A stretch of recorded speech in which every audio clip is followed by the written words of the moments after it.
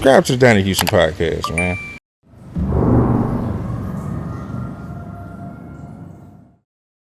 On the real, y'all watching the Donnie Houston Podcast with the legend Mobo Joe, the pioneer of New Orleans gangsta rap. On the real. Yeah, man, it's going down. It's Donnie Houston Podcast. I am Donnie Houston. Check it out, man. First of all, I got my dog Sites back in here. You know what I'm saying? What's going on, man? Oh yes, man. We back in it. One of my partners called me. Goonie, he called me my glass man. You heard me? He called me, was like, say, bro, you gotta do such and such. And I was like, you know what? He was already on my list, but we can make that happen ASAP. You know what I'm saying? So I said, you know what? Donnie gonna like this one. Yeah, for sure, man. We got him in here. Listen, the man said he's responsible for gangster rap in New Orleans, man. You know what I'm saying? That's enough right there to let you know. You know what I'm saying? Y'all finna get a good one right now, man. Listen, representing the Mobo camp, Mobo Joe. What's going down, man? On the real, the legendary Mobo Joe, man. I appreciate y'all having me. And I stand on that, you know what I'm saying? Because the people give me the pioneer of New Orleans gangster rap. And as we go, I'm going to break down the dates and the reason why they give me that and what I was doing back in 91, 92, 93 through New Orleans, Houston, ATL. I got to take my time to give a big thanks to H-Town because hands down, I'm certified to say this. Without H-Town, New Orleans local music would not made it that far. That's real talk. I stand on that because I was out here in the 80s. I know this. Man, that's real. That's real. Well, let's just go back, man. You talking about going early, man. Early New Orleans, bro. Talk about before you create the label. You know what I'm saying? Coming up West Bank. All right. Well, I came up, and I just say this here. I came up on the West Bank. I came up. People on the East Bank kind of always say the West Bank country. It's crazy because where I grew up in the woods. I got an album called Straight Out the Woods. It was country. But I always try to give props to my, and I don't like to say hood because I was raised in a village, right? I was raised by rich black men that was teaching. You know what I'm saying? My village where I was raised at, you had a mother and a father in every household. And I want to kind of bring this out because I was 30-something years ago, but now I'm this person, right? So when I left, when my dad passed when I was like about 15, 16, and that's when I wound up moving to the hood, which was the Desire Project, right? This is all in the West Bank. No, the Desire Project. The Desire Project is the East Bank. You know what I'm saying? Okay, tell me this, because when we say, because I've heard people say like the East, is that East Bank? What is the East? All right, when you talk about East Bank, West Bank, you're talking about the Mississippi River Bridge, right? I stood on the West Bank of the water.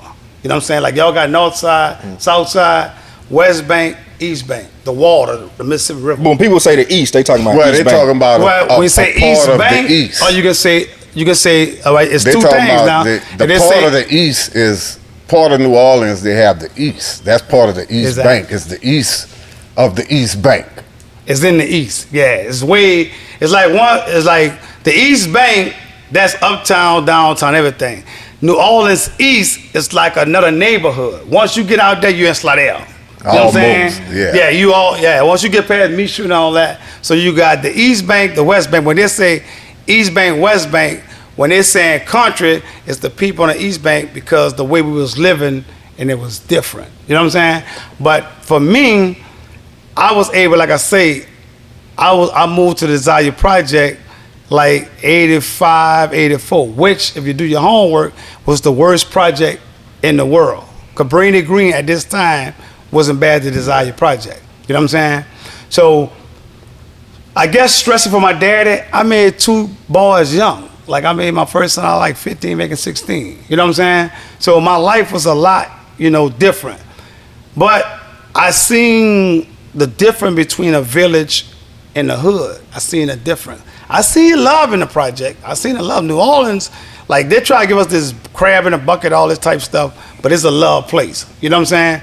So I was able to see a lot of more things. Like for me, I've been thugging a long time because of some reason. I had a car at 15. I had a license at 15.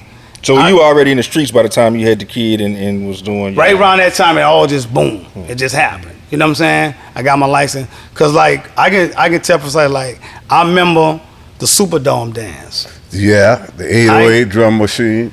I remember the Mr. Auditorium. I remember the WYD talent shows. Yeah. You know what I'm saying? I remember Slick Leo under the bridge. Yes, sir. Also, I remember Man and Fresh, Gregory D, Sporty T. Yes. I was in this project, the coach y'all, DJ Carrier. See, I remember all this. Yeah. So a lot of people can't go this far back. But I'm a West Bank moving, I'm moving wherever on. I'm doing all this. So I'm seeing all this, right? At the era how I get to Houston, my friend, I came here in 67, he came here in 57. That's who I ran with. He was 10 years older than me. At that time, it was the freebasing era, right? All right? So they was getting caught up in that. I'm 10 years younger. His brother moved to Houston, running from the freebasing era, right?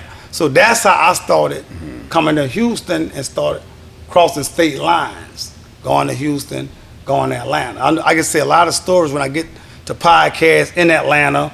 I'll say certain things about Atlanta, but that's how I knew Houston. So I started coming a lot following the Saints and stuff like that. I got a kinfolk, which he's not my cousin, but we call each other kinfolk. That's a Houston thing. He was a fifth wall, straight out the nickel. That's who I grew with. At this time, I'm in the streets, but I'm not selling drugs. I don't sell drugs. I had another hustle that I did. So I'm doing this here, I'm doing that. Like 89, stuff like that, the drug scene started coming, but I'm in Houston. You know was it because in Houston before a lot of our guys were selling drugs, they were stealing cars. Was that y'all's thing or that wasn't? No, I wasn't. I was big. I used to do burglaries, business burglaries. I'm a truck driver. I used to hijack stuff like that. I used to make $30,000 to $40,000 in the 80s, started doing that. You know what I'm saying? Not selling dope. I done been to Miami. I went to Super Bowl in '89. Joe Roberts Stadium of my own dime in '89. No dope money. Cash money. Me and this guy, Kenny Ray. So y'all just knowing like, okay, it's a load coming in, whatever. Well, I was raised by rich black men in my neighborhood, and the older ones, like my dad and them, they didn't use drugs or sell drugs. They all had businesses and stuff like that. But my brothers, the ones that was in the 50s, they used to do the crooked stuff, and they taught me the crooked stuff. You know what I'm saying? Go ahead, Sight. You know what I'm saying? They taught me. You know, I had a truck in '88. You know what I'm saying? I got a trucking business right now. I know how to stick gears and work on. I'm an animal. You know what I'm saying? I mean, I do all that. You know what I'm saying? But, you know, like I say, at this time, I was just able to watch so much. You know what I'm saying? Because the way I had money, the way I was moving. You know what I'm saying? Now, let's move to my music career. All right? When I used to come out here in the 80s, now I'm in that world. You know what I'm saying? That world where you know, dope world. You know what I'm saying? Houston at this time, the capital. Right? So I'm coming out here on business. Everlasting Hitman is like my little brother. How you make the transition though to that hustle from the other one? From the trucks to the Well, I wasn't doing the truck. I didn't own the truck. I was taking the truck. The FBI. The FBI, all I can say. The FBI got on us. You know what I'm saying? So, all right. But I already know Houston, right? So now I had met my kinfolks out here, but I wasn't coming out here with the bullshit, right? So I'm going to Jam City, Jamaica. You know what I'm saying? I think it was a Coca-Cola maybe.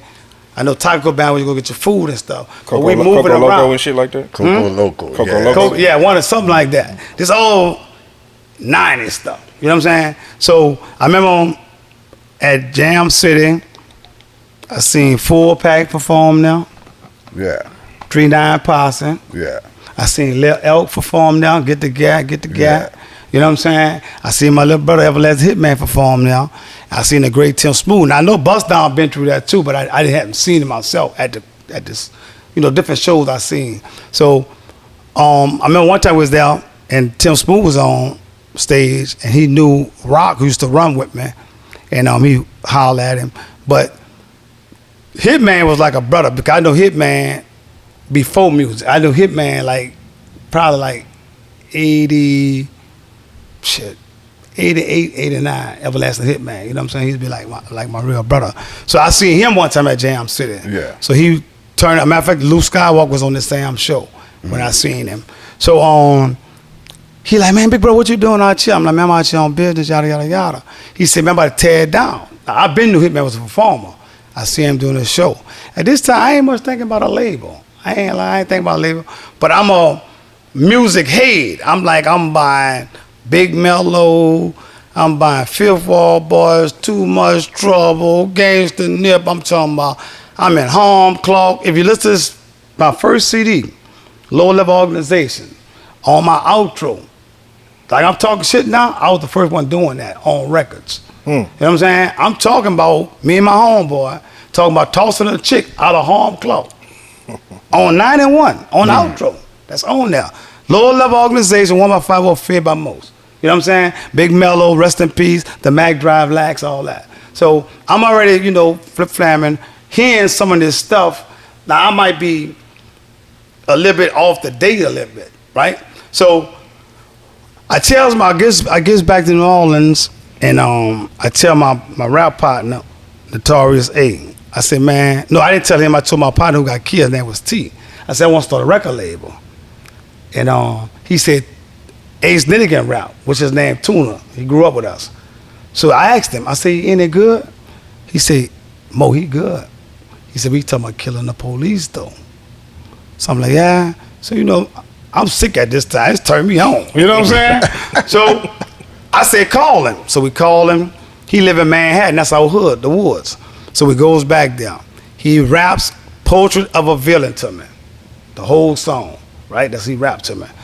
The first words he said, I know you heard a picture worth 1,000 words. Here's a vague description of a brother that's wanted for pumping some lead several times into police forehead. That's the words on that song in 91. This is why they give me the pioneer of gangsta rap. You know what I'm saying? So at that time, nobody was putting out anything that was sounding like that type of shit? No. So what was the most gangster thing up until that point? You had MCL, Black Robin Hood had done been out.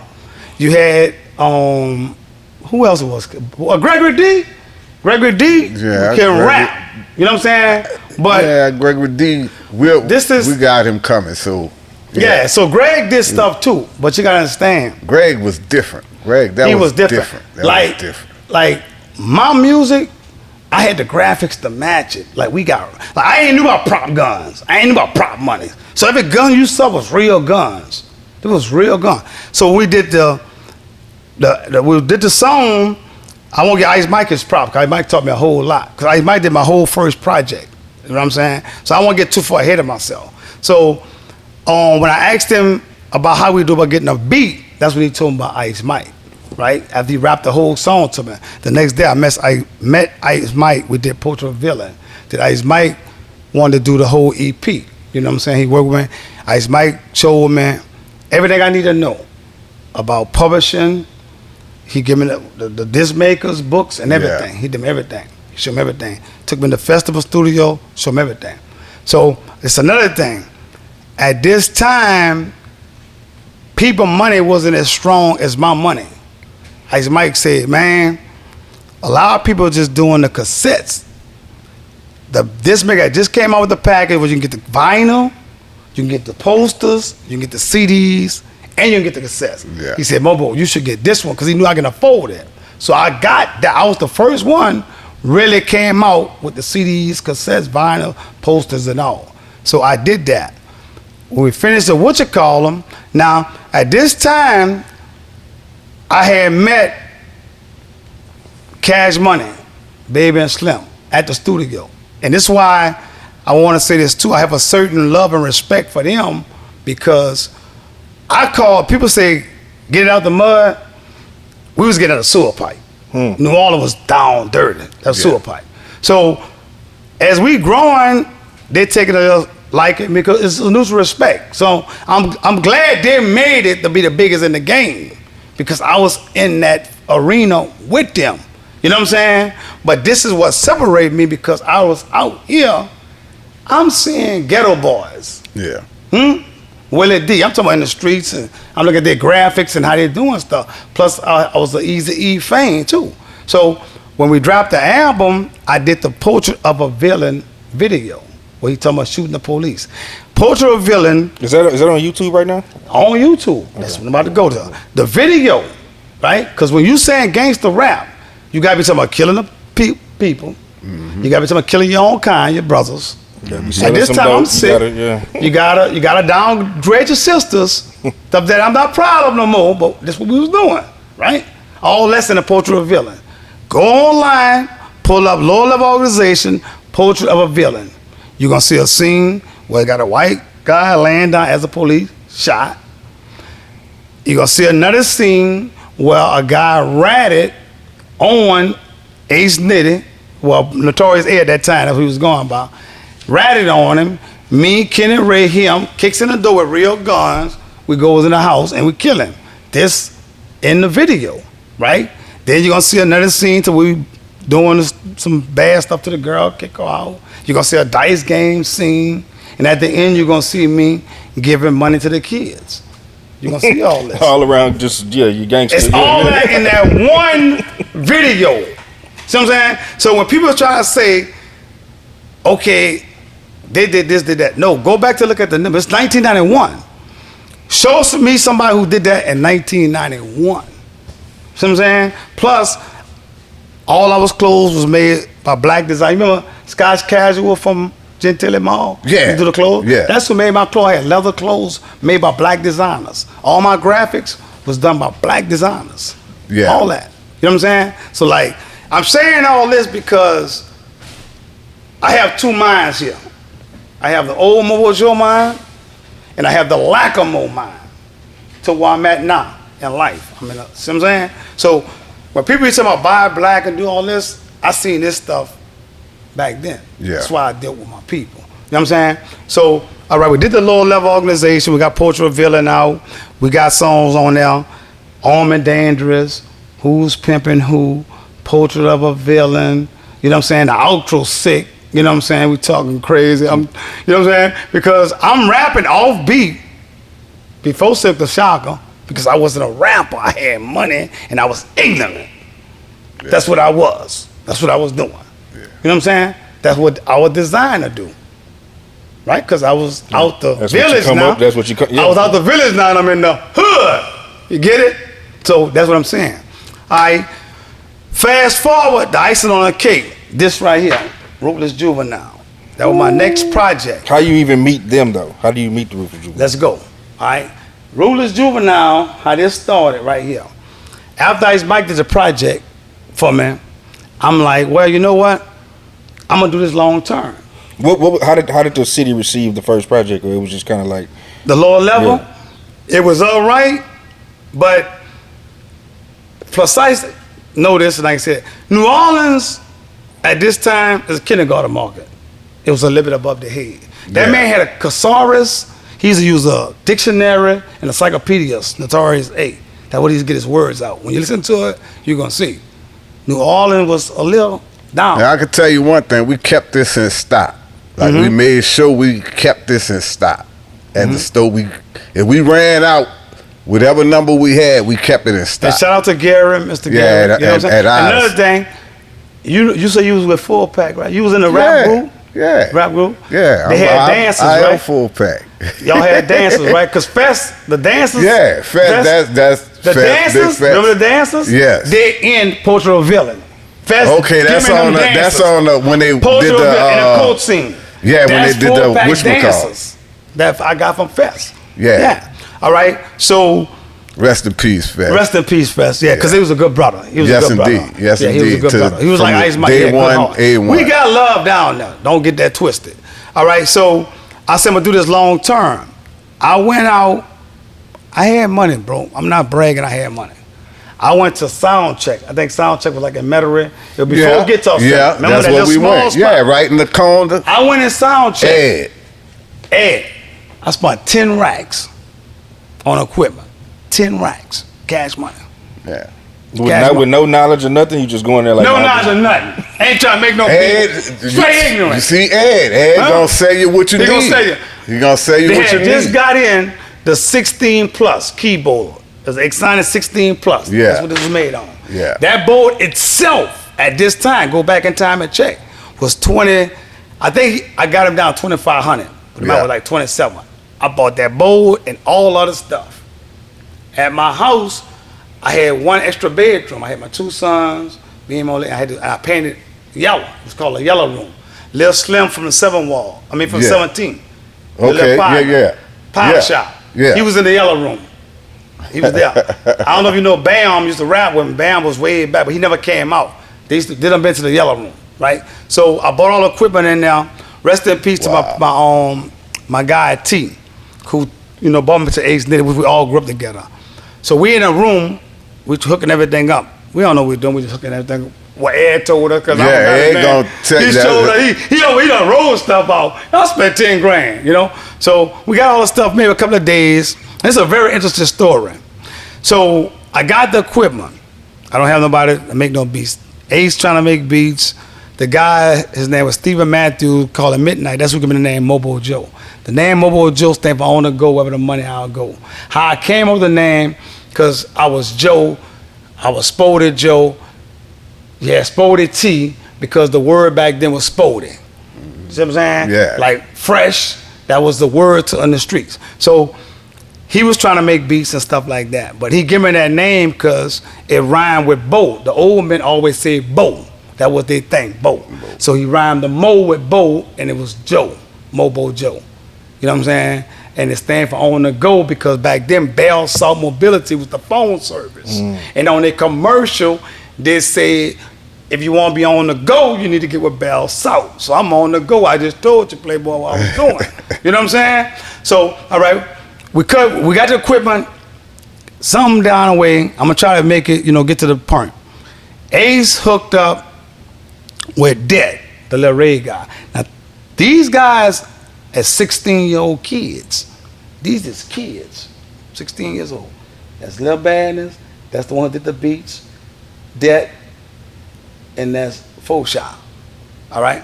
So, about 3 days later, Ace Nitty, I keep saying Tuna, but Ace Nitty, he came with Det. So we all in the room, we smoking weed, we got guns, all kind of stuff, we thugging. So this is a 16-year-old kid. He trying to work on the Exonic board. You know what I'm saying? Now he ain't seasoned like these guys, because this is his first time in this setting. So he can't really come up with nothing. So we mess around a couple of hours, dropped him off. That when Beeper was out. He beeping on my beeper. I had a beeper, 5965581. That was my beeper number. Soon as I dropped him off, he beeped me, said, call me. I called him. He said, hey, bro, I know you don't know me, but you bring that board off here, I know you pay a lot of money if I can learn it. I bring the board. I said, I'm going to get it. I go home and get the board. I bring the board. 45 minutes later, 30 minutes later, he said, Mo, check this out. The very first beat is on. But I can't tell a kid this. I'm going to blow his mind. I said, it's all right. He don't heard this. All right? I said, it's all right. You can do better. I promise you, because Sites don't work on equipment. Yeah. It's like a thrill that I never had that thrill. Man, he about to call me 100 times. Listen to this, and every beat he getting better. At this time, Ken and Ray, he was messing with a lady named D, right? And she was Kent to Little Badness. Badness had been calling me. So now I got something to make beats, right? Just like all this coming together. So I said, they're in school. They was going to, matter of fact, they was going to school with Kilo G, Cash Money Rapper, and LB Landry. All of them was going to school together. So I'm like, when you get off school, B, call me, I'm going to come get you. It's all right. Told Joe, I think Joe was going to Eric or Higgins, but I think he was shooting a lot of hooky, right? So I went and got him, put him in the yellow room. I'm smoking a little blunt, whatever. I lays down. I goes to sleep. About 8 o'clock, 9 o'clock, I hear that beat. It was Gangsta Till. See? Gangsta Till my first beat. First song, Ruthless Juveniles. Poetry of Villain, my first song. See how sick? Why they say gangster rap? It makes sense. Too many people have these type of titles, right? So he said gangster tells they out jacking and robbing, killing. So when I hit a beat, boom, boom, I'm like, I wake, I'm like, damn. So I stay in the hallway, I'm smoking. So he started rapping back then. You got to stop the bowl 100 times the song, most of the song. So they keep stopping it. I don't know what they're doing, but it's pissing me off. You know what I'm saying? Because it kept stopping. So man finally made it through the song. So he rapped the whole song. I bust in the door and I look. Because I'm coming up on the ghetto boys and stuff. Now I know I got something to compete with. You know what I'm saying? Because I'm trying to have a close to national sound that New Orleans didn't have really delivered at this time. Yeah. You know what I'm saying? Precise agree with that. Yeah. You know what I'm saying? So I'm kind of compete against H-Town. I got to have something when I come on the road, boom, boom, boom. So we working now. You know what I'm saying? So the next day he comes from school. I pick him up from school on the band. He out folk shop with him, right? So folk shop comes to the house. We do dope game. Ain't no joke. See? You see? All this is tied into a gangster mindset, right? Yeah. So they do that song. So then Brandon tell before he got to do a solo. His solo song was Killing Spree, his first solo. All that's on this thing, Killing Spree. So they do that. So we running through the album. I'm gonna get y'all to the good part, right? So we run through the album, but Lower Level had no bounce. Cash Money, all this Kilo G had no bounce. But bounce is tearing ass right now. Yeah. It's tearing ass. I'm in Houston at Jam City. I'm seeing Hitman and Lil Elk do a whole concert, get the gat, the whole H-Town. Get the gat. And Jam City. I seen it with my own eyes. So I'm like, man, we gotta do some bounce. Oh man, we ain't doing it. The album finished. I said, all right, cool. And this when Bounce still, you said get the gat, so Bounce still in his gangster phase. It hadn't. Yeah, it still was doing. It was still this dropped in '92. You know what I'm saying? So you still had receipts. I'm just telling them receipts. Yeah, you know what I'm saying? They was doing the thing on jibbing them and all that was, all this stuff, bam, bam, bam. But, we on the hard stuff, you know what I'm saying? Plus at this time, we on the West Bank. We got lyricists. We got the great Tim Smooth, man. We got Bust Down. We got Think. We got Marco that's really spitting. I got to keep up with. You know what I'm saying? But they're real lyricists. They're real rap. But we got the dirty stuff. Talking that gangster shit. Yeah. So this is what give me, like I said, this much momentum at the time over Cash Money, right? Because soon we finished the album, I made them Run That Shit. That was gonna be the last song. That was the bounce song. Yeah. All right, we did the bounce song before to go to the studio and dump. We coming up to the house. Here come Most Wanted Posse. It was a West Bank thing, It was a West Bank thing. Because I'm telling you, the East Bank always warned up, boom, boom, boom. Plus, I'm already in the Desire Project. I'm already moving around. So we really fighting. Me and my little small, not these dudes, I'm talking about my partners who used to with these calls. Because at this time, you're shopping on Canal Street, Zach Fifth Avenue, Rubenstein, and Lake Forest Plaza. Yeah. Plus, the East, what you was talking about, the East. You got to go to the East. It got vagina everywhere in the East. And I'm a vagina lover. I'm going to get that. Me and my partners, we going to get it.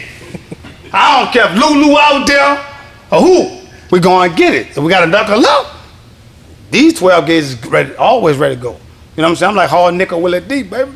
I know how to do this. So we already fighting them, right?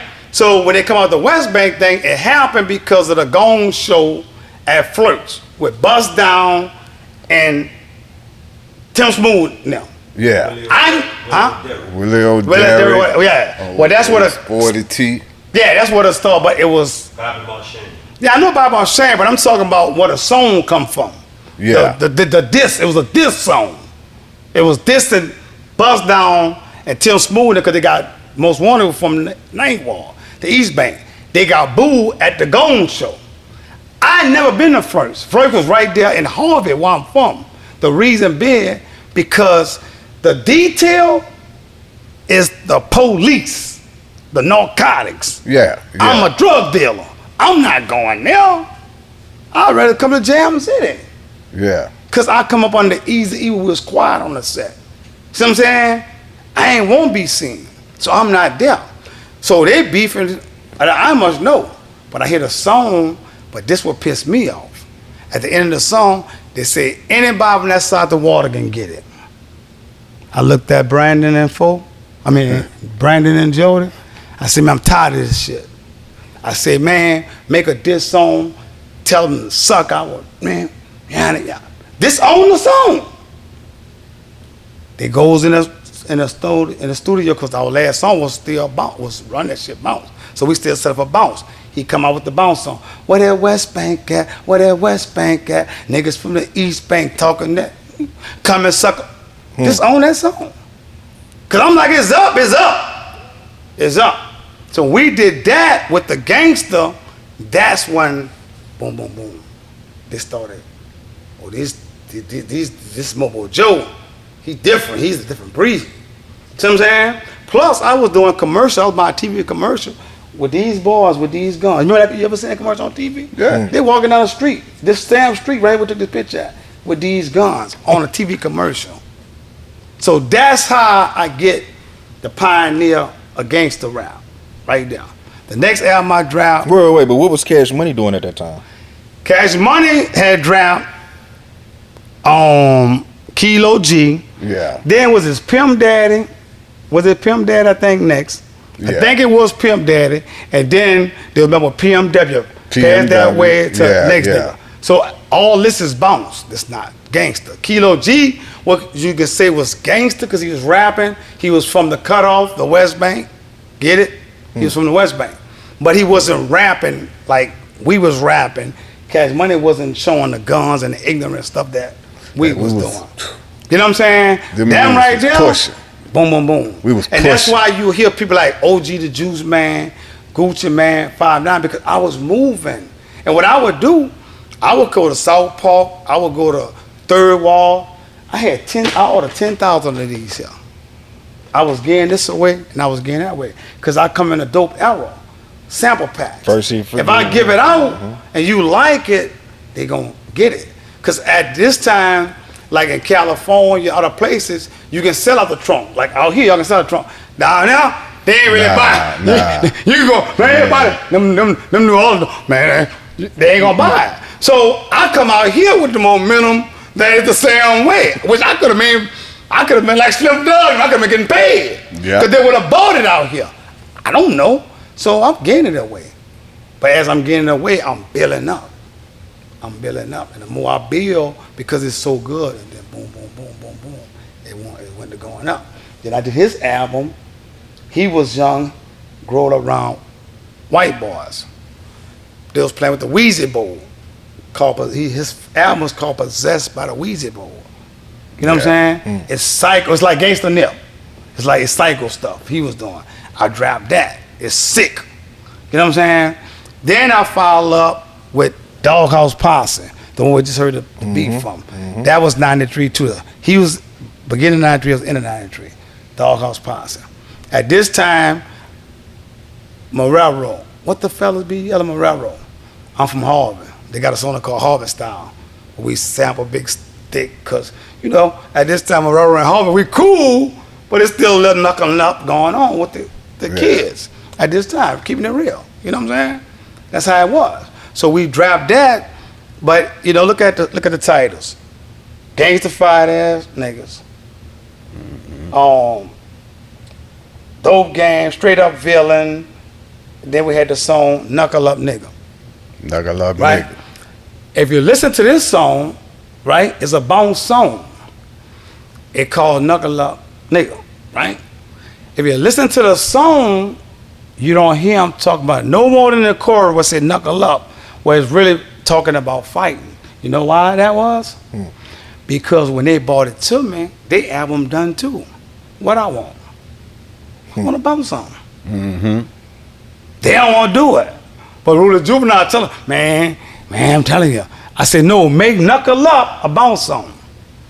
If you listen to the song, they talking about females. When they rapping, it's just a hook. Don't start no stuff, won't be no stuff. Knuckle up, knuckle up. You know what I'm saying? But they talking about Rock Bottom, Soul Train, because that was the female was shopping. That's what they talking about because we hurried just throw the song together. But it was wound up being their biggest song.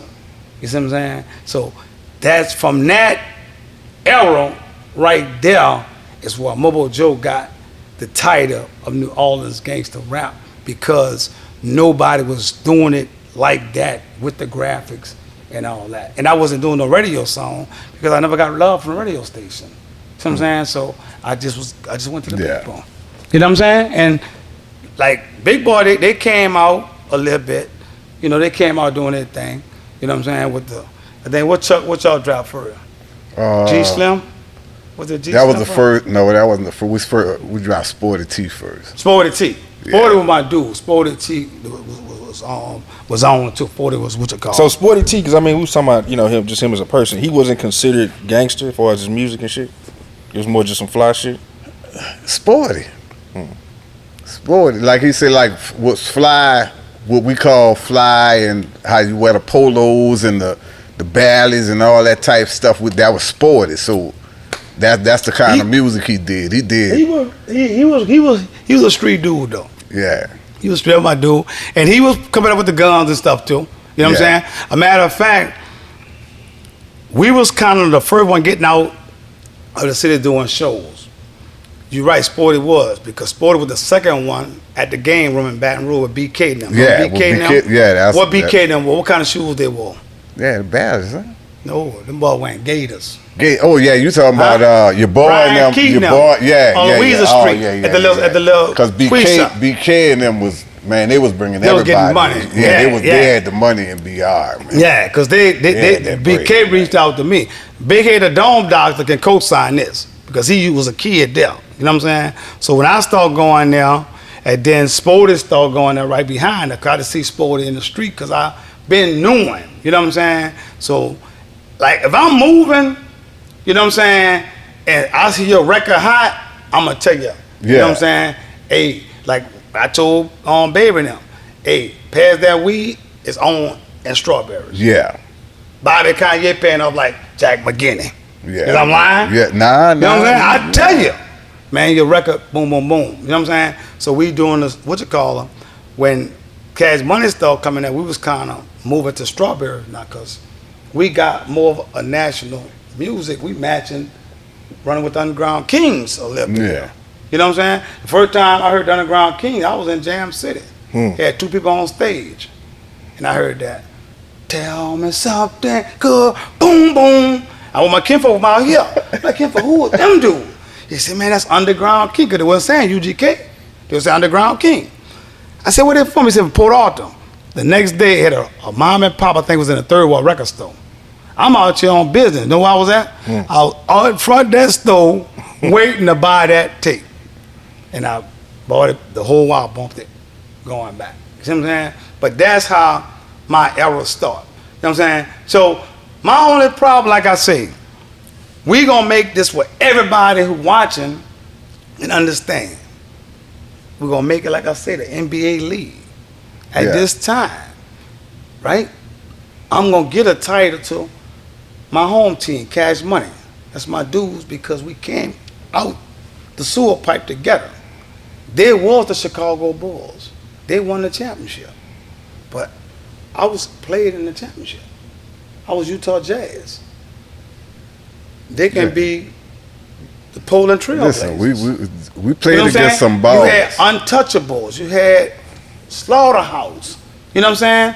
Untouchable had LOG. You know what I'm saying? He had an album called Camouflage Soldier. He had a song. Y'all be having G's, we be having soldiers. But you got the people that come after us try to take and narrow that down to one man.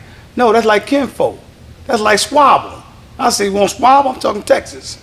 That was a New Orleans thing. Yeah. All this stuff was New Orleans slangs. Camouflage, soldier, jabot. Everybody was wearing that. Yeah. Everybody was wearing that. You know what I'm saying? So if you're going to tell it, give everybody credit. If you think I'm lying, Google LOG, look at his album cover. He got on the soldiers. Yeah. Got on the camouflage. Y'all be having G, we be having soldiers. Because you, like you said, you kind of had the upper hand a little bit on Cash Money coming out the gate. Like, how did the transition happen to where they, was able to kind of come up how they came up? Well, I couldn't able to keep my producer because they was young. Man, and Fresh been doing it. Huh? He's a genius. He's seeing what Mobo was doing. You know what I'm saying? So he know what they got to do to keep up. Plus, I mean, another thing, if you pull up one of the Cash Money products from back then, and then pull that up, and I ain't gotta say no more. Just listen, and that's it. Listen and look. Too. Just look at the two products. At the dates. Just look at the dates, and then you'll understand. And that's what I want. That's what I want people to understand. I'm just gonna make y'all think and do research, because that's where I've been. I lost my son in 2005, right? I came home in 2000. When I lost my son, I questioned everything that I was told to me. I started researching everything. You know what I'm saying? I grew up believing we all come on a boat, but that's a lie. We ain't all come here on no boat. You know what I'm saying? So I'm saying with this music, don't take for what the pioneer of gangster rap telling you. Do your research. Receipts. The days can't lie.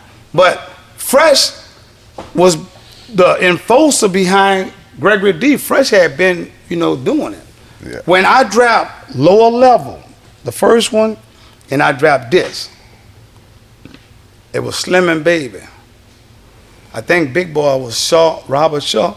Yeah, it was Chuck, me, Rob, and Chuck. It was him, Rob, and Chuck. It was Slim and Baby.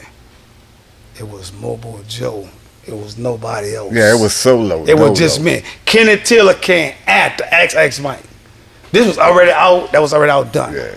When Brandon wanted to introduce me to him. So I'm a one-man gang. I was doing it by myself. And my crew was 16-year-old kids.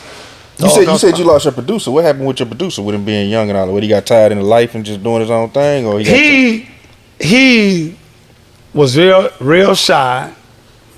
I don't know how I forgot to bring his album cover, but you gotta listen to his music, bro. Gangsta Nip, bro. His album was called Possessed by the Wheezy Board, bro. So he had a shy personality with that type of content, though. Yeah. And then see, the thing also about New Orleans is like when it comes to the education of the business side. Yeah. Dead last. Dead. To the day. You know what I'm saying? After probably Doghouse, I think it was, I ain't signed contracts no more. I ain't signed contracts no more. Because they didn't understand contract. You sign a contract, they think it's all about you owe them. Yeah. The obligation go both ways. It's an agreement, just like you get married with your wife. All you doing is making it legal. When you go to them people, they gonna break it down. Yeah. They coming at me like this is a weapon, but I got 100. This is serious money I don't spot. You know what I'm saying? I don't spot serious money. So y'all coming at me and saying I ain't built like that. I knuckle up and now pop do got. So I had to start boom boom boom. You know what I'm saying? So that's what kind of came on with that. You know what I'm saying? These guys at 15, 16 years old in Doghouse Posse, in we had, because of Ice Mike giving the right information, had BMI. Yeah, had y'all publishing set up already. In 91 and 92. Yes. 91, 92. I'm so real for myself. When I came back with all the digital stuff, and the lady who was doing my publishing, she called me. She said, who is Michael Marshall and Brandon Gray? That's Lil Bad and Folk Child. I said, that's Folk Child. Who's going? She said, because they got a council already, Joe. I called Folk. I said, Folk. I said, did you ever set up a account? He said, Mo, you forgot when we signed the contract, you paid the lawyer to set our accounts and all that up. That's how real I was, bro. That lawyer was charging me $750 every time I went see him. $750. Yeah. Ice Mike will hook me with the lawyer. For anything he did, it was $750. I paid for each one. Joe didn't have nothing because he wanted to do a work for hire, which he coming back on me with that. You see what I'm saying? He wanted to do work for her? He did. Yeah. And all the tracks was done on my equipment. You know what I'm saying? But I ain't tripping. We gonna win, we gonna win. You know what I'm saying? But I'm just telling you how it went. He didn't know I almost about getting in his ear, man, boom, boom, boom. You know what I'm saying? Yeah. But once the success came, long term, Yeah, you fucked yourself. it's a deal. You know what I'm saying? But because you were a real dude, you didn't fuck yourself. Because I ain't tripping. I ain't much tripping. So you still did it? You just did it right with him, or yeah? He didn't want the song to let you hear it. That's real. But it was all done on that sound check equipment. But I'm just real like that, bro. I don't have to. I was raised like I keep on saying, rich like men. When I'm saying rich, it's not about money. It's about what they implant in you. That's what I was raised by. Integrity, respect my people. That's how I was raised, bro. You know what I'm saying? I'm not gonna let them down. See what I'm saying? I got bamboozled. I wasn't up for sell dope. I know it was that dope. If my dad wouldn't die when I was 15, 16, I wouldn't have sold no dope. You might when I got Mobo Joe, I wouldn't sold no dope. You know what I'm saying? But because that happened, you know, moving, boom, moving fast. Then you also got to look at, came in 67, the era from 55, 57, they flooded them with the free base. So we had nobody to teach us, bro. We had nobody to teach us. We had to get it how we live. I was scared to use dope because I was see what it was doing to them. So I wound up selling it. But I still was getting pimped by the same system. Right or wrong? Yeah. The pimp was the sound. Yeah. You know what I'm saying? Keep it 100. But I ain't gonna lie, I'm glad Cash Money made it, and I cheer for him. You know what I'm saying? And like people be like, man, why you on messed with the opportunity to present itself? I guarantee you, me and Birdman can work together on anything because they gonna if somebody was to ask him, man, Joe was there. There was no issues. We even much talked about doing work with UNLV and Ruthless Juveniles, right? Because of poverty, jail, and drugs, the opportunity never came about. That's what we was fighting down there, bro. That's why I said the sewer pipe. It ain't the mud. It still stink, bro. It's the sewer, bro. They turned the shit on us, bro. See what I'm saying? So when I seen them made it out, that made me feel good. Because somebody made it out this cemetery. I made it out too because I'm still here. I don't do nothing. You know what I'm saying? But it just was that real. You know what I'm saying? The great soldier Slim. Give me my props. While the blood was in his vein. He said, man, OG, we come up to lower level organizations. He told me that Peter's Records. Yeah. Ruthless Juvenile, Doghouse Pilot. 504 Crazy was right there with it when he said it. Right? He said he was in there with 4 in Angola. Yeah. He said, yeah. Me and 4, well, he didn't say 4, he said me and Ruthless didn't make it to the walk together. The walk where you can go and chop it up. You know what I'm saying? He said, well, hear that boy getting out here. When he get out here, hook it up, let's drop something. This is what I respect about him. I always tell his story, right? At this time, I was in the club when C Murder thing happened. I was in that club. That was in Harvey. Yeah. See what I'm saying? That was We're going to come back to that incident in a minute. All right. Yeah. So Slim, we all used to be in there. And I asked Slim one day, it was a couple of weeks before that, I said, man, this is what New Orleans messed up at. I said, Slim, what you gonna charge a brother for that verse? That man looked at me and he said, Mobo Joe. Because he all wants to, nobody gonna say Mobo Joe. He hit him in my chest like this, because that's that New Orleans way how he talk. Mobo Joe, you a real dude, I'm a real dude. Book the studio, Slim gonna be there. You know what I'm saying? But at this time, I'm just coming home. I'm home a couple of years, but I'm not really straight. I got a lot of stuff going on. I got teenage boys, all kind of stuff. You know what I'm saying? So at this time, I had took a job at Peaches. Remember, I was working at Peaches when I got Peaches Records. I didn't know his mama stayed back where he got killed at. But at Peaches is on the block, and all the girls be passing. So when I ain't doing it, I'm in the door. I'm looking. But he'll pass in that Cadillac, he know I'll be now, he be looking. And he'll put his window down. Mobo Joe, you ready to go to the studio? You ready to go to the studio? I'm like, Slim, I'll get it done. But I'm never thinking the man gonna lose his life, bro. I never think he gonna lose his life. But he studied telling me, Mobo Joe, do you understand how big this is going to be? Because we never did this. This never was done. Yeah. This never was done. You know what I'm saying? At this time, I'm not my dog. I'm not my dog, all that stuff he had out. My young son, I got him on it. It was the saddest thing, man. That man got killed already. My son called me, man. He said, Dad, why they kill Soldier Slim? I had no answers for him. Because I've been losing homies all my life. I lost 5 when this dropped in 92, 5. I lost 5 close homies. One of my best friends. My son, 5, 6 years old, called me. I said, someone talk to me when I get home. When I get home, he went for answers. I ain't got no answers. Then a couple of years later, he loses his older brother, my firstborn son, in 05. You know what I'm saying?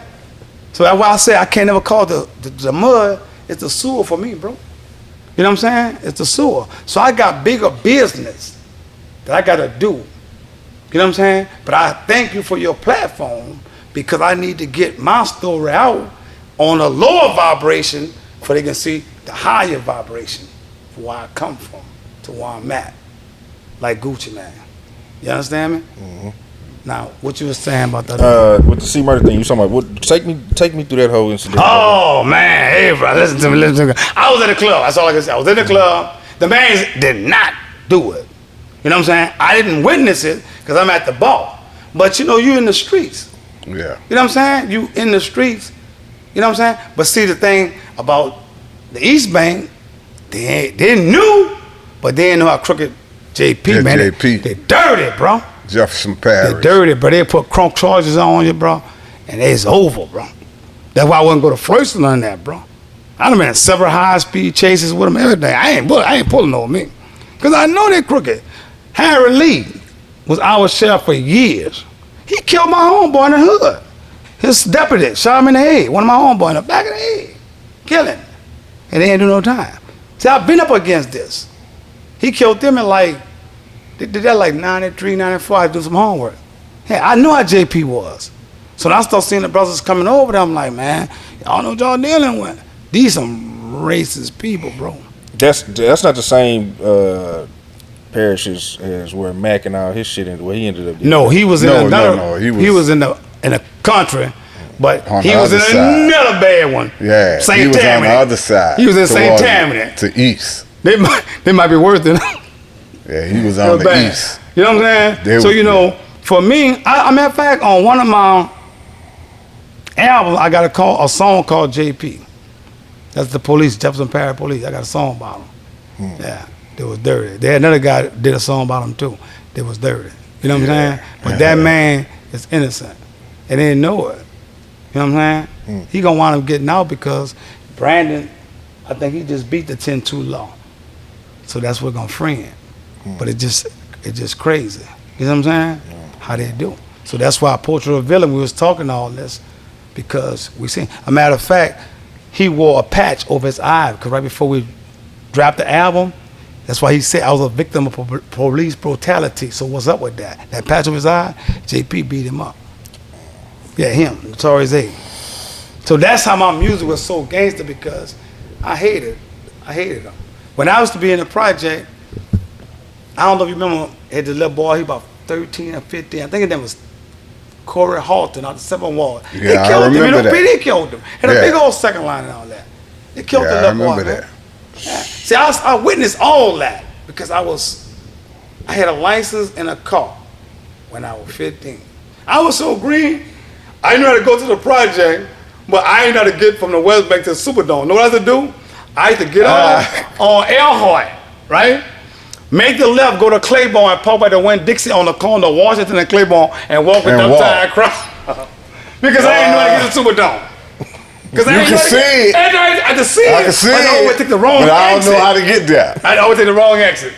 Yeah, that's the best. He did the best thing. That was the best thing to do. That was the best thing to do. You know, walk up them little steps and come back down. Yeah. But that's my story, man. Like I say. Where's Master P in all of this? I know he was more in California. Master P, that wasn't. That comes to later. That was. Let me give you my story, Master P. Master P came around 94, 95. I don't know if you remember. He was working on the first Down South Hustlers. He came to my store. On the second Ruthless, we got a song called Crescent City, right? It's called Crescent City. What is the Crescent City? New Orleans. That's another name for New Orleans. Crescent City. So Pete came to the store, and he was saying, put the Down South Hustlers thing together. And he said, put a song together for to put on it. We put the song together, right? When I got the song done, we recorded by RDM Studio by Jay Dine, was next to my record store. I had a hip hop record store too. And we recorded the song. I called him. I told him we had the song done, right? He said he was out of town. He gonna get when he come back. He came back. He never got with me. Now, anybody else, like what? Because I come up from rich black man. I was a businessman. Them other dudes would have came out of this song because it failed play. I understand a man probably came to another business decision because he was a businessman. Yeah. You know what I'm saying? And the last time I seen him had to be like 95, so he was coming out Honesty on Canal Street. Yeah. He saluted Mobo Joe, I saluted Master Pete, and that was that. I put the song on the second Ruthless. I ain't never said nothing bad about him because I understand business. He ain't owe me nothing. You know what I'm saying? He probably seen and went another way. You know what I'm saying? It's business. A lot of people take it for oh, that job. I ain't never had no problem. You know what I'm saying? I got much respect for him to sin. But No Limit came to New Orleans. That's when I ever heard about the people when he came to the store. And that had to be at least 94, 95. At this time, let's say from Tim Smooth and them era, because you had MC Dice, you had a lot of them, bro. Yeah. Yeah, Muggsy Records. You know, you probably had a whole NBA squad. You know what I'm saying? You had Muggsy Records, you had, like I said, L Rock, you had Gerald J, you had Big Boy, you had Mobo, you had Cash Money. Come on. Take 4. Yeah, Take 4. I took them on the road. I took them, as you believe. I took them on the road, 92. I see people right now putting up stuff saying Take 4, this, that, and they forget about Mobo. I took Take 4, Earl Mack is still living. I asked him. I took him to Atlanta. On tour. You know what I'm saying? You had a lot of other labels, man. You had Take 4, what else you had? Ooh, and there was a lot of them. Yeah, man. It's don't get me started now. You know, man. even I heard you was talking about MCL. Them hard head. Yeah, MCL was with Roger and them. Yeah. Murder Inc. We had a Murder Inc. in New Orleans in 19. That had been I did the single on that album. You know what I'm saying? Roderick from my hood.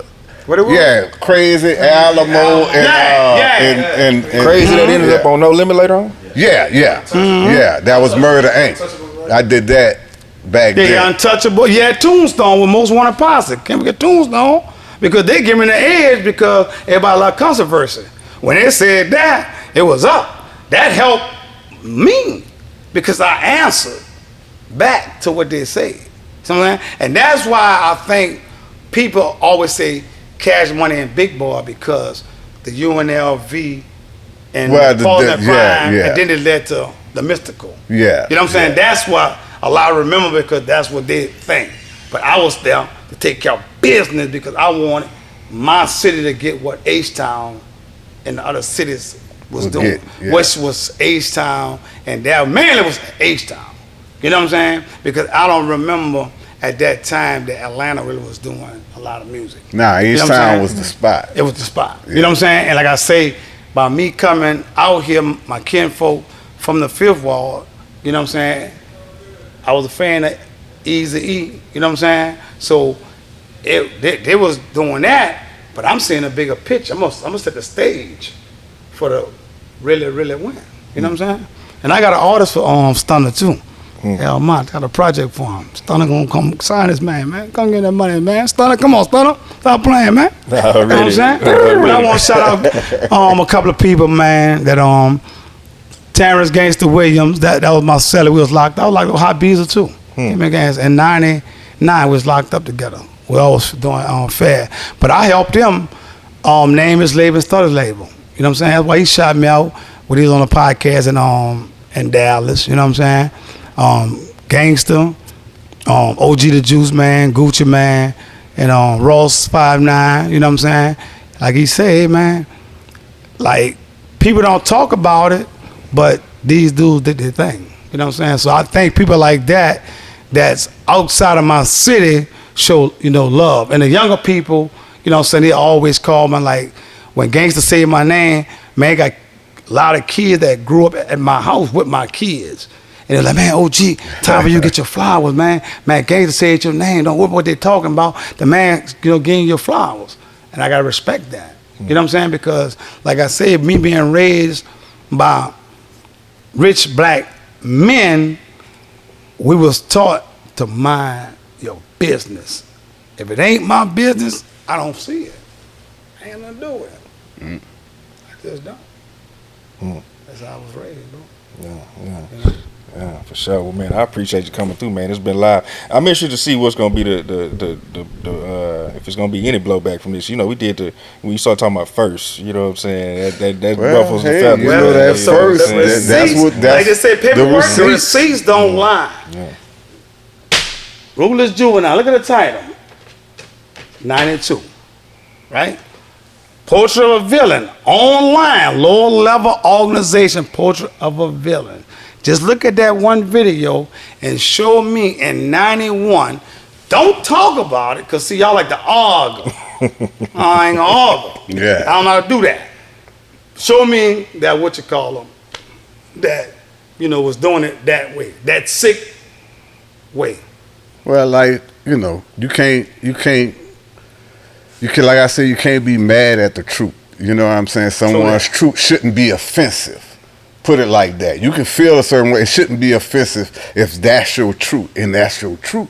It's official. Truth. I wouldn't have it no other kind of way. And you ain't gonna have no problem with it, because a lot of people already know it.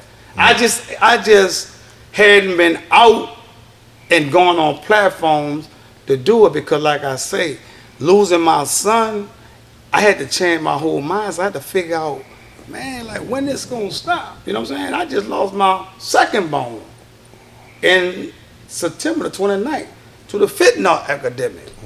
I got one boy left. You know what I'm saying? Yeah. So I'm talking about, you know what I'm saying? So, I mean, I did what I did. I did a project with the great Tim Smooth. Right now we're celebrating Ruthless Juvenile 30-year anniversary. What'd that say? 30 years. What were you at in 30 years? What were you doing in 30 years? You know how I came about doing this? A fan posted. I wasn't even paying attention. A fan posted, Ruthless Juvenile coming through. I said, my fans deserve better. So the OG came out and did this for my fans. Yeah. That's what matters. You know what I'm saying? Coming on Donnie Houston Podcast. Houston? H-Town?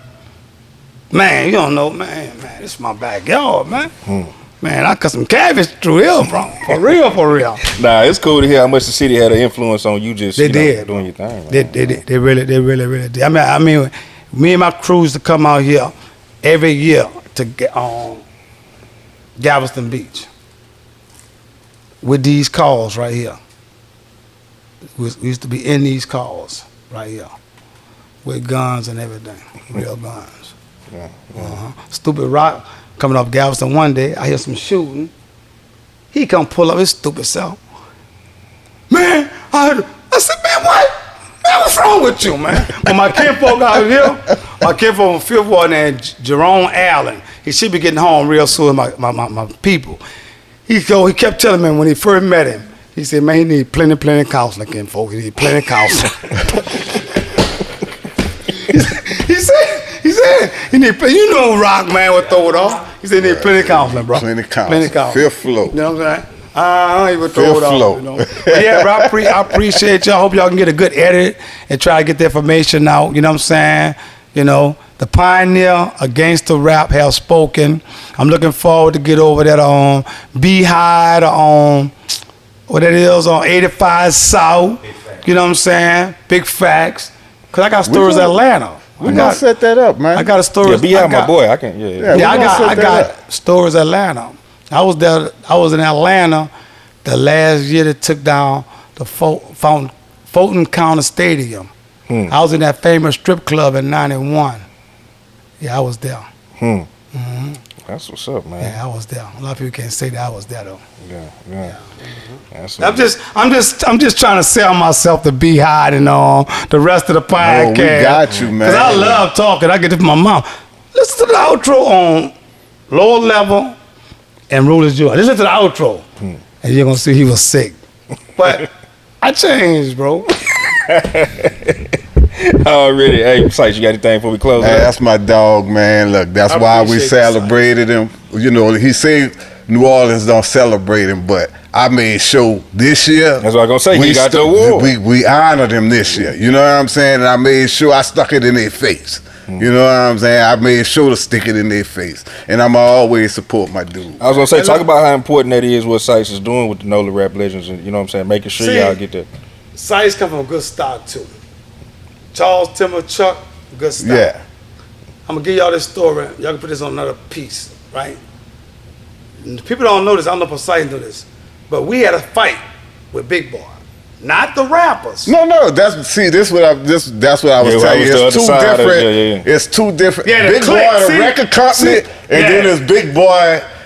But I want to get Chuck his flowers on this and how Chuck, by him being in California, understood politics. Yeah. Well, his little Rat Pack clique, Rat and Bruce, they snuck Plenty Counseling, Rock, my partner, at the Civic Center in Thibodeau.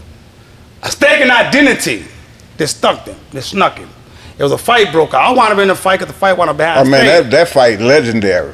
Yeah, but how it was, what I'm trying to get people to understand for black people, because like I say, I read about rich black folks, right?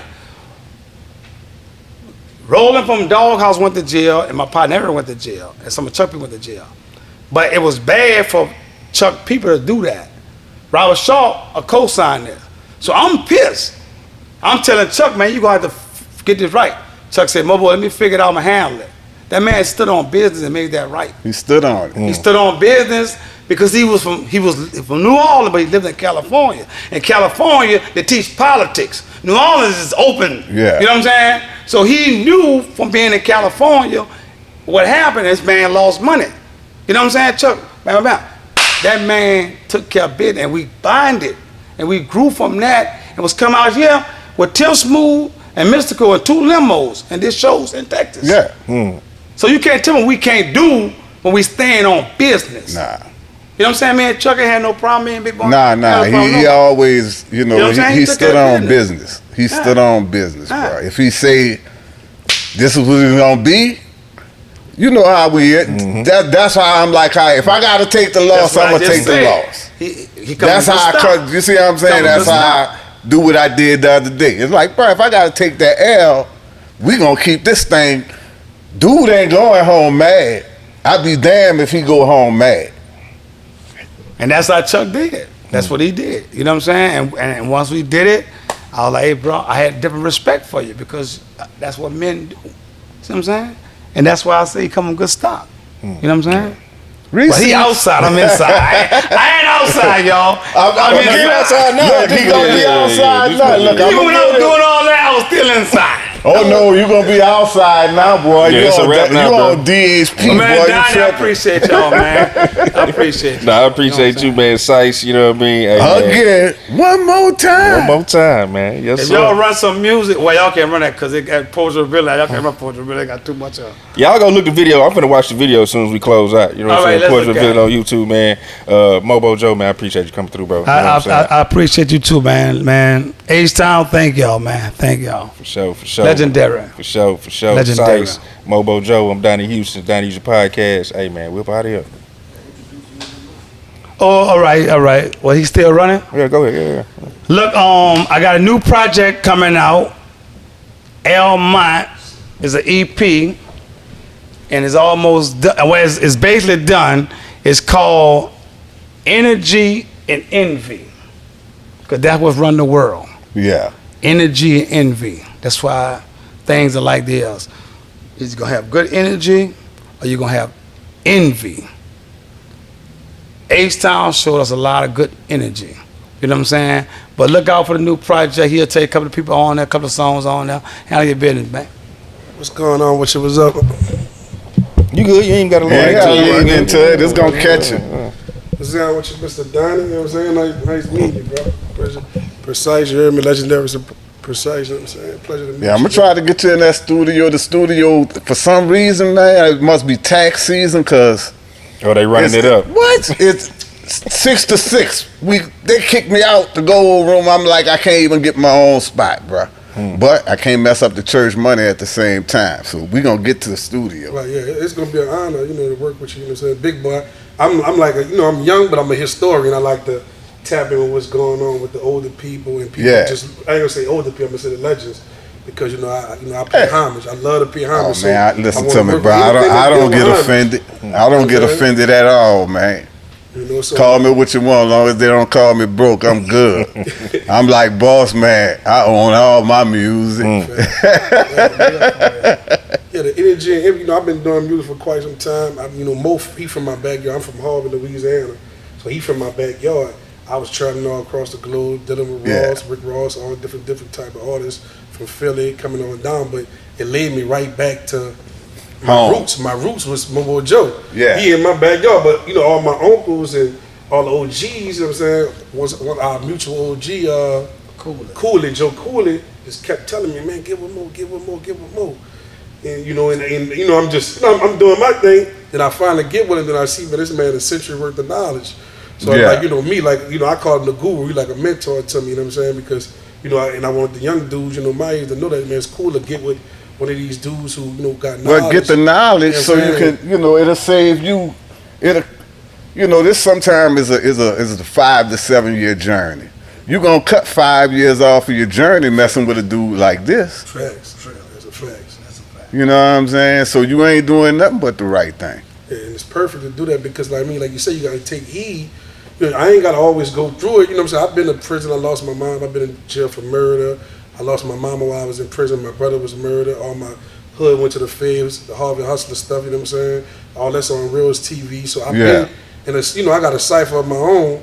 And coming from that, just looking at it and then getting with Mo and dealing with the Ruthless Juvenile, that was just legendary to me. I was able to be on the 30th anniversary. You know what I'm saying? That, coming from where I come from, just to get there. Now we here and we actually dealing with that, which is Joe. I call him the devil make beats because he with the Ouija board and the devil was in the studio and all that. He's still sick. He's still sick, but like I said, me and him finally getting together to do the, he about to do a song on the project. We got Ella on the mic. She's coming up in New Orleans. We got AIA Lit, Sean Cotton. He be doing a lot of work with artists out here too as well. Say Cheese TV. Yeah. Who else we got on there? Well, we got NBA Chopper Boy from NBA Young Boy, New Orleans, Birdman, New Orleans. We got Chopper Boy, Ben 10, and all them in the video. You know what I'm saying? Ben 10. Yeah. I've been in Baton Rouge and just did the video with that. It's a slew of best booming producers. The slew other producers on there, man. Shout out if I forgot y'all name. I'm off the head with this one. But they on the record in the Energy and Envy. Something Mobo was saying, and I called it. I was like, well, damn. I said, because I was thinking about the name, and he was like, yeah, because the world based around Energy and Envy. I said, shit, that's the name for it right there. You know what I'm saying? Energy and Envy. Because I can feel it. I can relate to that. I understand that coming from what, like you said, a sewer pipe. Coming from that sewer pipe, I was there too. You know what I'm saying? I've been in prison. I've seen a lot of different things. I see a lot of different actions amongst our people and a lot of, stuff that we can avoid if we just communicate well, have an understanding of business. You know what I'm saying? We raise our business level and our business acumen, we'll be able to do more business and build a scene. And then I go to looking at, the industry infrastructure that you guys created that people try to tear apart by telling y'all, telling y'all apart. You know what I'm saying? When y'all come together like this, it makes the big picture beautiful so everybody can see it. Like Donnie from Houston, but I'm looking from the sideline. I'm looking at the smile on his face just to hear the knowledge of, hear his story. You know what I'm saying? He wanted to know. See, that's one of the real reasons why I even got with him, because he's not just a podcast. He's really a journalist. Oh, that's epic. Yeah. You know what I'm saying? So I'm not just getting with a guy with a damn camera and a YouTube channel. I'm getting with somebody this is what they really do. Like, so he fiending for the story. But I see, so that's what that look was. I was just looking Yeah, for because he could appreciate the information. I seen it and I'm too. like, man, this dude really love what he do. Yeah. And that's what I was looking at. I was like, man, it made me proud to even be a part That's of it. real. You feel what I'm saying? Because I was like, man. Because I made a lot make sense to him. Yeah, I and he was seen just it. looking like, hold up. Because he been trying to figure it out. And he's like, nah, this guy here making it. And see, that's the thing. Receipts, man. They trying to get the story out. But this is what you got to understand. We know the story, but the people don't know the story. So you got to break it down to what they understand. Because when you jumping all over, they don't know. Now they know the first two labels who dropped in 91, Mobo Joe and Cash Money. That's paperwork. Shows that. Right. So you got to make sure these stories what the people understand. And I seen it on his face. He was like, yeah, now I can finish my business because now I can see. Yeah, And that's why he said what he said. Man, when you say first, you know it's gonna be some controversy, man. Cause see, me and Sice got this with this twerk thing. What twerk started, and now you starting to see us a lot of little clips popping up about what twerk started here, twerk started there. I ain't see them. Now I could be wrong. I didn't see that conversation till. Check this out. Now I'm gonna let Chica, cause it's her song. But the first twerk I put out, right? Manny Fresh, the record that Manny Fresh produced, it was off of the dirty version that I put out on the Mobo Click in 93, right? Okay, we talk about the DJs. We run the Trigger Man and the Browns beat. When I first seen Chica perform, that's how I wanted to do the record. The first record, we did it just like we do it, right? At this time, when Fresh did it, Chica had to went back to her family tombstone. And they needed a radio record. Manny Fresh is a genius, he a beat maker. So he made original, the record we used just was the Trigger Man. Just the turntable. But she was, if you listen to it, she was saying, twerk something, that's how we did it at the clubs. And I wanted the world to see how it was really done in New Orleans. So we did, like if you go back to, see like I said, I go so far back, I go up to Frankie Beverly Mays live albums. So I was trying to give them a live New Orleans version of what was going on in New Orleans, well, the whole city was twerking. That's how that came about. Yeah, we would just got on the subject because it was on one of the major late night shows the other night. Yeah, I seen something about that. Yeah, I seen something about that. So, but that's, like I said, if you listen to the record, you know what I'm saying? You'll hear them Trigger Man just, you know? When I seen Chica, she was like, because he invented twerk. You know, that's what I'm saying. But she was there, and then I just look at it, I'm like, well, cool. Just like I was. But Manny Not Lying, the record they took is Manny record. Yeah. You know, that was made with machines and his sounds and all. The one we made was just, because like I told you, I had a radio relationship with the radio station. So I didn't make radio records. All my records was for the people. That's why I'm still here, because the people loves me. Hell yeah. And they say I'm the pioneer. And that's just like we talk about who made Bounce. Tell them your description of who. I don't want to eat this time. He got to go. Let's look at what you call him. You know what I'm saying? I'll tell you what, though. Check this out. I don't want. We making. What's his brain? I know too much. No. We gonna take it there, but not. We gonna take it there, but we gonna take it to New Orleans. All right. We're gonna take this same thing. We're gonna take it to New Orleans, and we're gonna have that to talk about. Yeah. And I tell you, now when it comes to bounce music, it's one person who originated, made bounce music. That wasn't. It wound up being a New Orleans thing, but it's one artist who started that Pacific style. Okay, what name you finna say? I can't tell you that. I gotta tell you the whole story.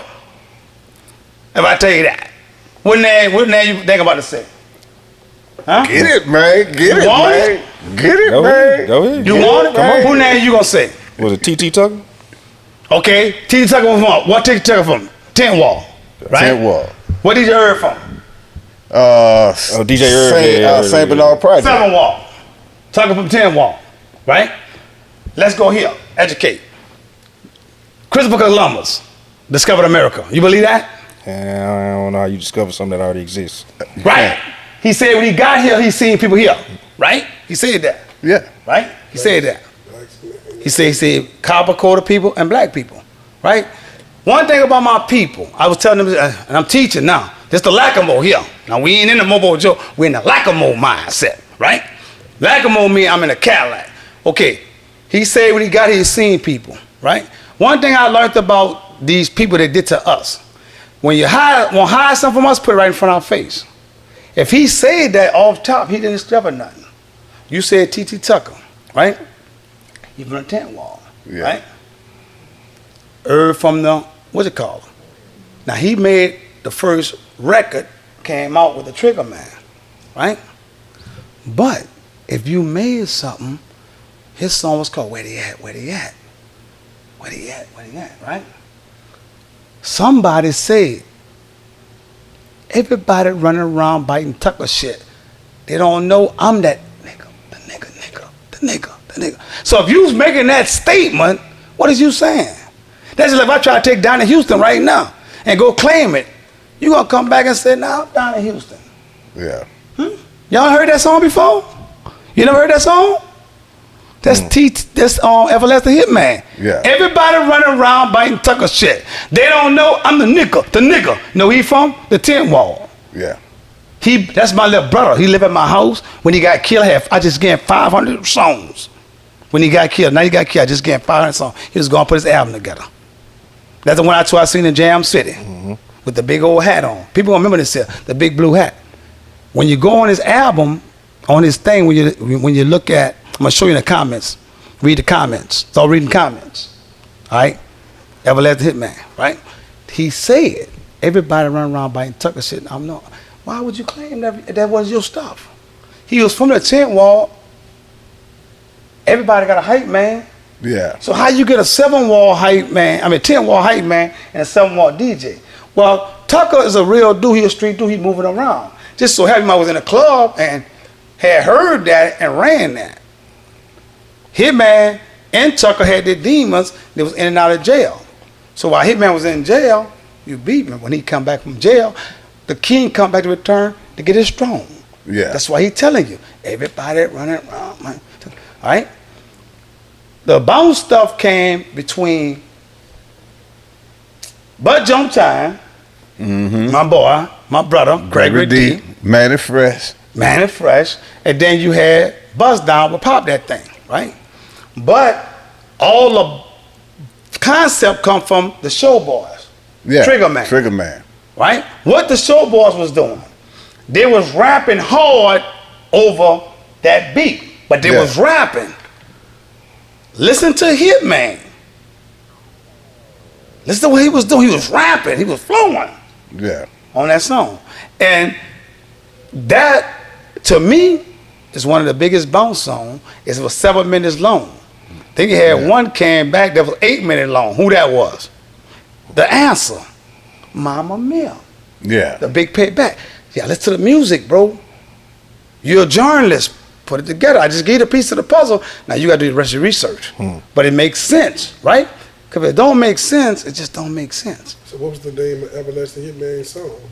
Bounce, baby, bounce. That's why you got bounce. Come on, man. You got it. That's why you Donnie Houston, because you Donnie Houston. Yeah. So why nobody else made us didn't name their song the label Bounce, Baby, Bounce? My little brother was making a statement. I heard him kick these songs before because I knew him before we was doing music. You know what I'm saying? Well, crazy story. When I was about 15, right? 16, he was about 10, 11. Huh? We was more wet together. What? His cousin still living. That man was living at my house, man. He used to come in and out. He was fighting his demons, bro. You know what I'm saying? That man left my house. He got out of jail. He came by the house. He went on his bench. He came back. He said, "Big brother, come get me. I'm going to go through the song." I had 500 songs, but I have no reason to lie about this, bro. This man was in and out of jail all his life, bro. This man had 500 songs. He said, "I'm going to go through the album. I'm going to go through the song and put the album together." He got other songs he made that I got on my thing, too. Work that back. If you listen to his rap, he really can rap. You know what I'm saying? I want to show you on the comments what's thing where he also went save someone, you feel me? Because he got booed here in H-Town, but because he was doing his stuff, he went, boom, don't do it. Don't do him like that. This is my stuff. I just read it. This is my stuff. Boom.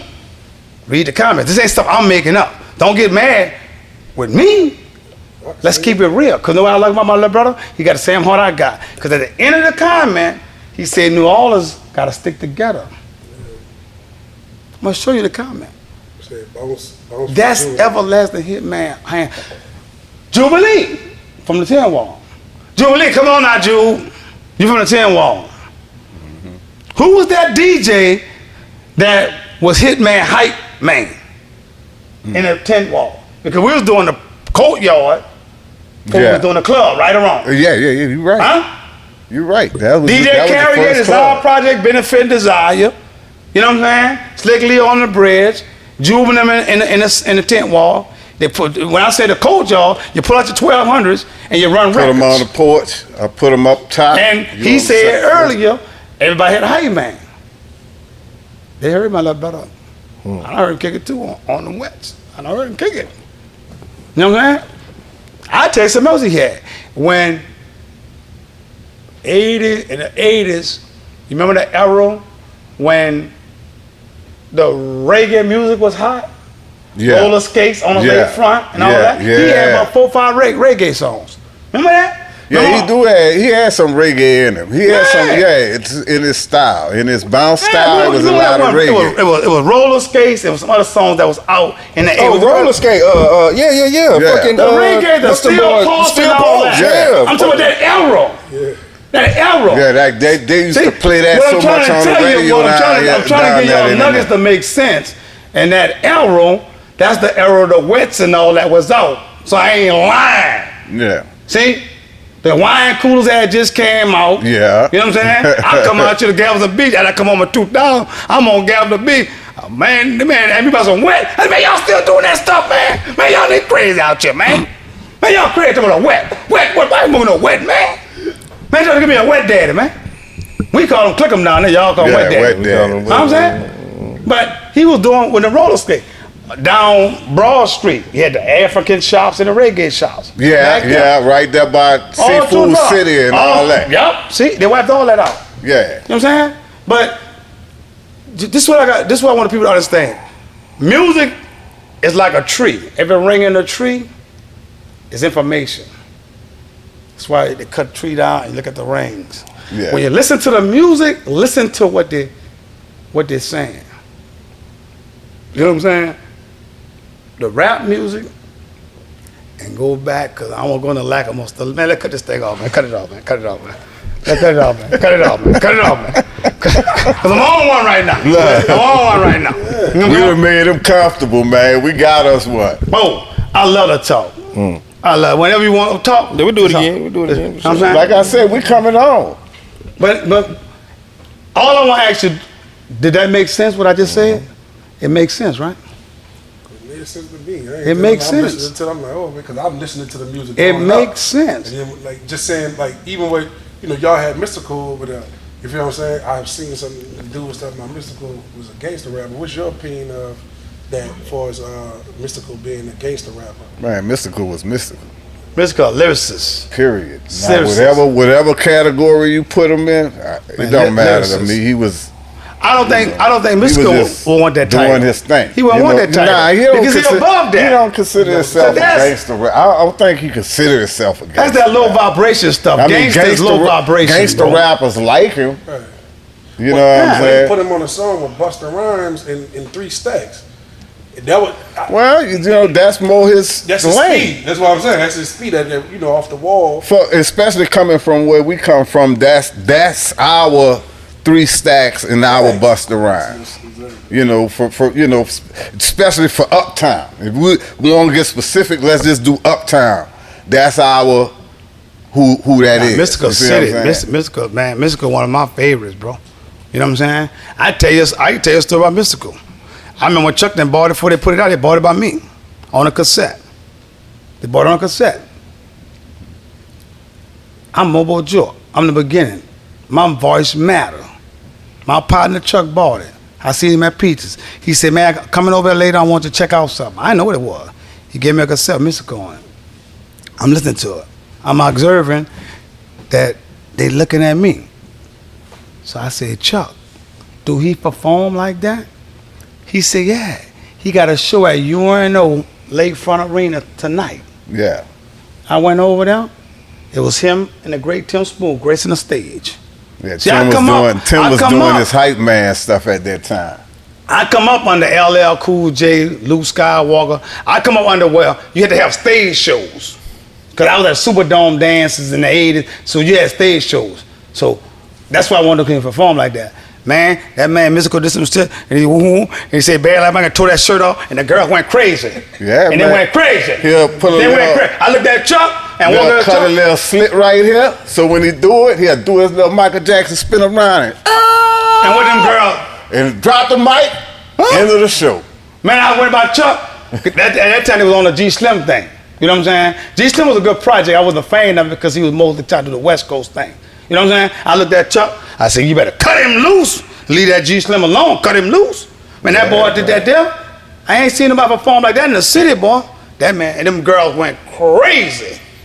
They went crazy, bro. They went crazy. I just ripped the shirt off. That nigga. And they went crazy. And he was up ever since.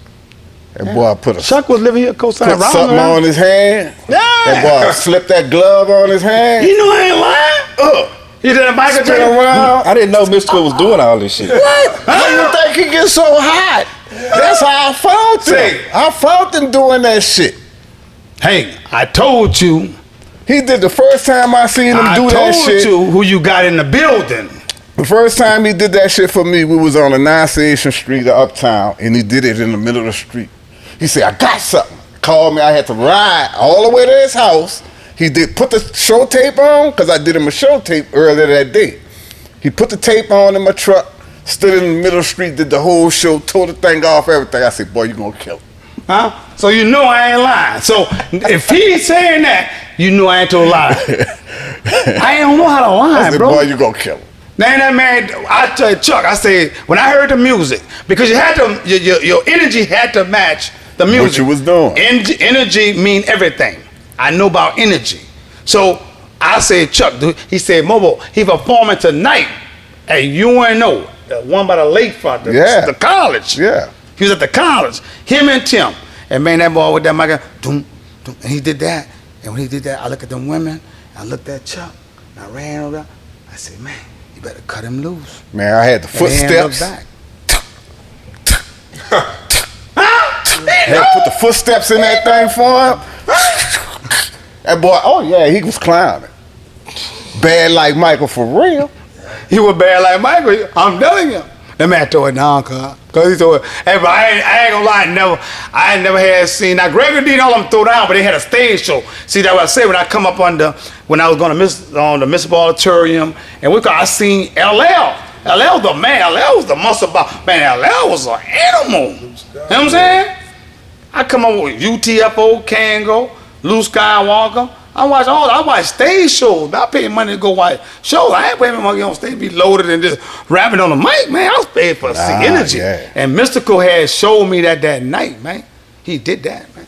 Take a look at this video. I want to mess with this video so bad. I want him to co-sign. I want him to co-sign, co-sign all that, which I don't need it, but your opinion valid because you Donnie Houston. Oh man, I appreciate it, man.